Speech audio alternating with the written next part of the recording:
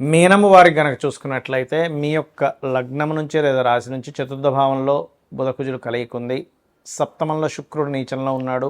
ఎప్పుడైతే కుజబుధుడు కలయిక ఉండి సప్తమంలో శుక్రుడు నీచంలో ఉన్నాడో ఇది ఇచ్చేటువంటి రిజల్ట్ ఏమిటి అని చెప్పి చూసుకున్నట్లయితే ప్రధానంగా ఇది కొంచెం మీరు విద్యా విషయంలో, చిన్నపిల్లలకి విద్యా విషయంలోని మరి పెద్దవాళ్ళకి ఏమిటి అనేటువంటి అంశాలు చెప్తుంది. నేనైనప్పటికీ చెప్పిస్తుంది సాక్షాత్ లలిత అమ్మవారిగా భావిస్తూ ఆ లలితాంబిక అమ్మవారి యొక్క అనుగ్రహం మీకు పరిపూర్ణంగా కలగాలని మనస్ఫూర్తిగా కోరుకుంటూ ఇక్కడ గమనించినట్లయితే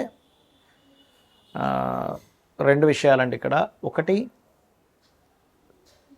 ఎడ్యుకేషన్ రిలేటెడ్ చదువుకునేటువంటి విద్యార్థులు వాళ్ళు తీసుకునే కోర్సెస్ విషయంలో, వాళ్ళు ఎంపిక చేసుకునే కాలేజెస్ విషయంలో ఖచ్చితంగా జాగ్రత్త తీసుకోవాలి.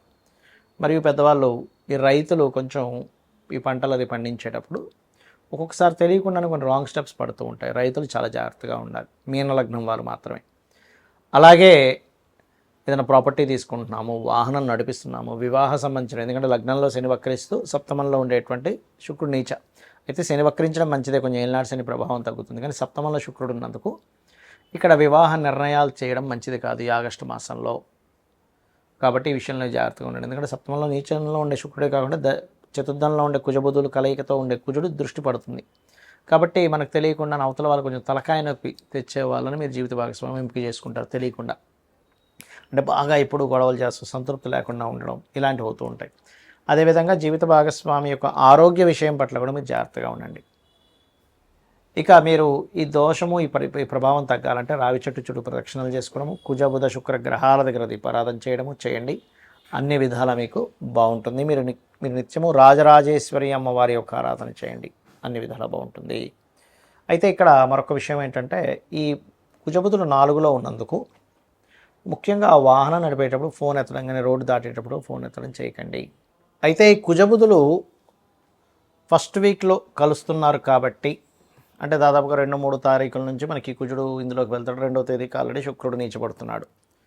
ఇలా ఉన్నందుకు ఏంటంటే ఒకటి దేశకాల పరిస్థితుల్లో మనకు మన ఢిల్లీలో జరిగినటువంటి సేమ్ అలాంటి సంఘటనే మరలా ఢిల్లీలో మళ్ళీ సేమ్ రిపీటెడ్గా కొంత గొడవలలాగా రావడం,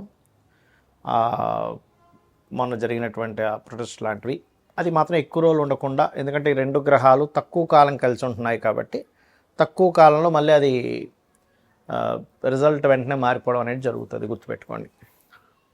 అయితే ఇక్కడ మనకి రాహు వెళ్ళి కుజ నక్షత్రంలో కూడా ఉంటున్నాడు. అంటే అంతర్గతంగా కొన్ని శక్తులు కూడా ప్లాన్స్ వేస్తూ ఉంటాయి ఈ కుజ నక్షత్రంలోకి రాహు వెళ్తుండడం వల్ల, గుర్తుపెట్టుకోండి.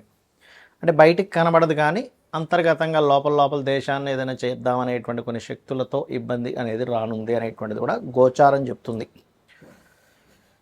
మరొక విషయం ఏంటంటే మరి మనం చెప్పుకున్నాం ఏమంటే ఈ కుజబుధులు కలిస్తే సర్పదోషము అని. మరి సర్పదోషం కనుక రకరకాల వాటిలో ఉంటుంది సర్పదోషం అనేటువంటిది. ఎలా అంటే చూడండి, ఈ కుజుడు బుధుడు లేదా శని కుజుడు రాహువు రాహు ఈజ్ ఈక్వల్ టు సర్పదోషము ప్లస్ పితృదోషం కూడా.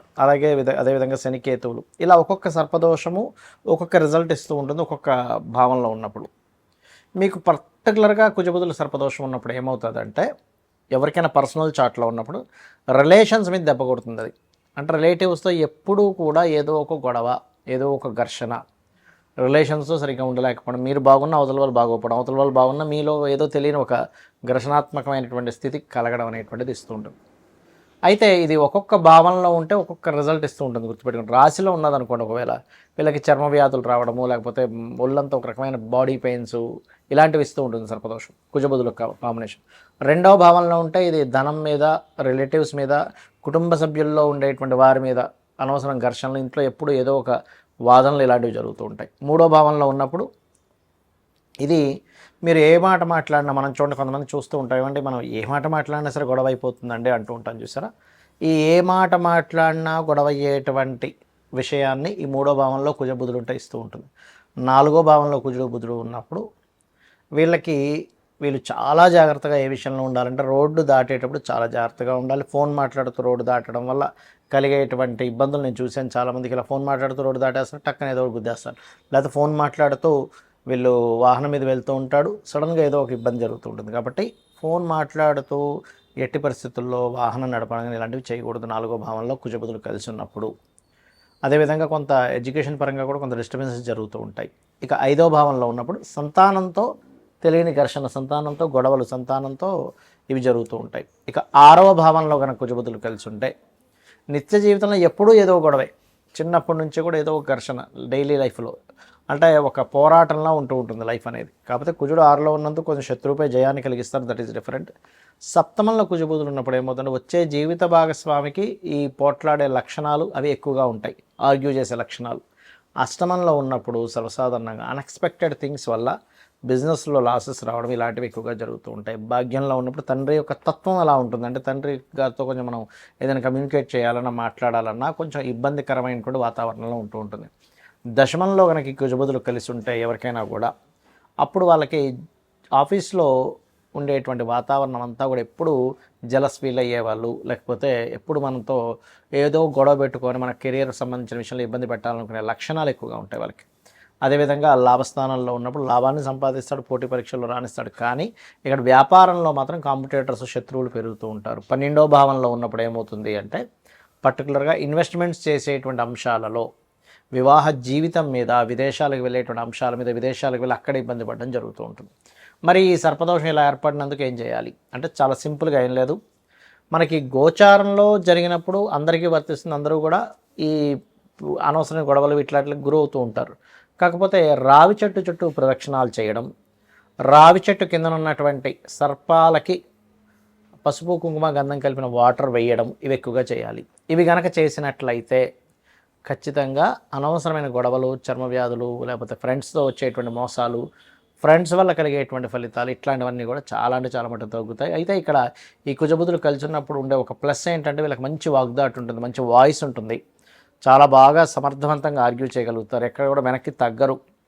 వీళ్ళు లాయర్లు అయినట్లయితే చాలా బాగుంటుంది. లాయర్లు కొన్నిసార్లు చూడండి, కొన్ని అంటే మధ్యవర్తిగా వెళ్ళి కొన్ని సెట్ చేస్తుంటారు. అటువంటి విషయాల్లోని చాలా చాలా చాలా బాగుంటుంది. అయితే ఈ కుజబుధుల కాంబినేషన్ ఉన్నప్పుడు ఎక్కువగా కుజ బుధ గ్రహాల దగ్గర దీపారాధన చేయడము, విష్ణు సహస్రనామాలు శ్రవణం కానీ పఠనం కానీ చేయడము, లేనట్లయితే లక్ష్మీ నరసింహస్వామి యొక్క ఆరాధన చేయడము, రెగ్యులర్గా మీరు ఆంజనేయ స్వామి యొక్క ఆలయాలకు వెళ్ళడం ఎక్కువగా చేస్తుండాలి. అలా గనక చేసినట్లయితే ఖచ్చితంగా బాగుంటుంది, అందులో ఎటువంటి సందేహము లేదు, గుర్తుపెట్టుకోండి. ఇక మీరు ఈ కుజబుధులు కాకుండా మిగతా గ్రహాలు ఏవైతే మనం సర్పదోషాలు చెప్పుకున్నామో, అంటే శనికేతు, శని రాహు, రవి రాహు, అంటే సర్పదోష ప్లస్ పితృదోష, కుజ రాహు, లేనట్లయితే కుజకేతు స్వల్పత సర్పదోషమే, అదేవిధంగా మనకి శని కుజ అండ్ ఇట్లా ఈ కాంబినేషన్స్ ఏవైతే ఉన్నాయో, చంద్రరాహు కూడా, ఇది ఒక్కొక్క కాంబినేషన్స్ని బట్టి, అది ఉండే భావాన్ని బట్టి, మీ జన్మజాతకంలో ఉండే పోర్ట్ఫోలియోస్ని బట్టి ఆ యొక్క గ్రహాలు ఇచ్చే రిజల్ట్స్ ఆ విధంగా ఉంటూ ఉంటాయి, గుర్తుపెట్టుకోండి. అయితే ఇక్కడ ఏంటి, ఏదో దోషమైనా మీకు అసలు ఆ మహాదశ వస్తుందా లేదా, ఇది చాలా ఇంపార్టెంట్. మహాదశే రావట్లేదు, ఏం చేసుకుంటాం, ఏ ఇబ్బంది ఉండదు, అంటే చిన్నప్పుడు అయిపోయిందండి, పెద్ద ఎఫెక్ట్ ఉండదు. ఎప్పుడో 100 ఏళ్ళ తర్వాత వస్తుంది, ఎఫెక్ట్ ఉండదు. ఇది గుర్తుపెట్టుకోండి. శ్రీమాత్రే నమః.